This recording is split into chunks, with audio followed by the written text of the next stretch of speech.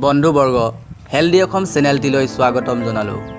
আজি মই আপোনালোকক কম একেবাৰে ভিডিঅ' সহ এনে এটি ঘৰুৱা প্ৰাকৃতিক উপাদান আপোনালোকৰ সন্মুখত প্ৰতিস্থাপন কৰিম, যিয়ে নেকি দাঁতৰ বিভিন্ন সমস্যা দূৰ কৰাৰ লগতে আপোনাৰ দাঁত দুপাৰি কৰি ৰাখিব সুস্থ আৰু সবল।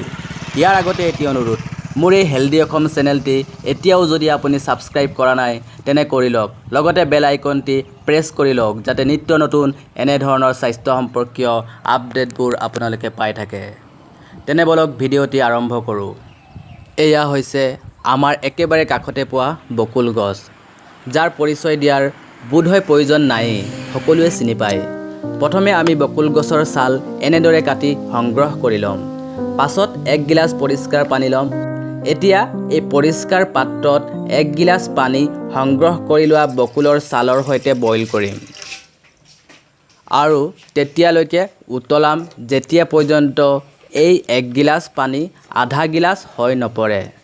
যেতিয়া পানীখিনি উতলা আৰম্ভ কৰিব, আপোনালোকে দেখিব ইয়াৰ ৰং ক্ৰমান্বয়ে সলনি হৈ আহিছে।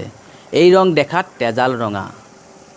এতিয়া পানীখিনি অনুমানিক আধা গিলাচ হৈ পৰিছে আৰু পানীখিনি অলপ কুহুমীয়া ঠাণ্ডা হ'বলৈ দি আমি আকৌ গিলাচত বাকি ল'ম। উপাদানটি এতিয়া ব্যৱহাৰৰ বাবে সম্পূৰ্ণৰূপে তৈয়াৰী হৈ পৰিছে।